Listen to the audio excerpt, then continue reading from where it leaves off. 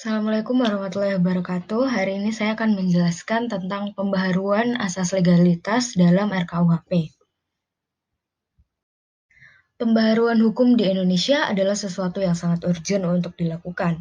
Karena kodifikasi hukum pidana di Indonesia, pemberlakuan hukum yang tidak sesuai dengan nilai yang hidup di masyarakat juga dapat menjadi faktor kriminogen. Maka dari itu, pembaharuan hukum khususnya KUHP di Indonesia sangat perlu untuk dilakukan. Salah satu muatan pembaharuan yang ada di RKUHP adalah mengenai asas legalitas. Saya setuju dengan pembaharuan asas legalitas ini berdasarkan alasan pertama karena posisi asas legalitas itu sangat krusial atau penting di dalam hukum pidana. Karena asas legalitas sangat penting, maka diperlukannya hukum yang dapat menyesuaikan dengan kedinamisan masyarakat. Salah satu cara yang dapat digunakan adalah dengan mengakui hukum yang berlaku di masyarakat itu sendiri. Dimasukkannya hukum ini adalah sebagai penghargaan kepada masyarakat adat dan kepada adat istiadat yang hidup di Indonesia itu sendiri. Hal ini sudah diamanatkan pada pasal 18B Undang-Undang 1945. Walaupun saya setuju dengan pembaruan ini, saya memberikan beberapa catatan untuk pemerintah terhadap penerapan dari hukum yang berlaku di masyarakat.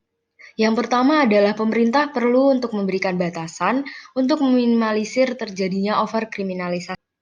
Rencana pemerintah dalam penerapan asas legalitas yang baru ini adalah dengan membentuk suatu kompilasi hukum.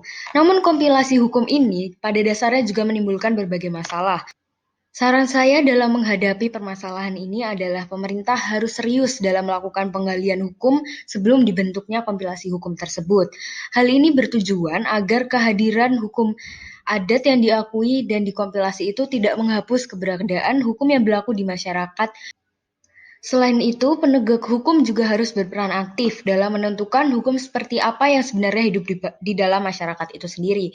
Jadi tidak hanya berpedoman kepada kompilasi hukumnya saja, agar menimbulkan keadilan dalam memutus perkara tersebut.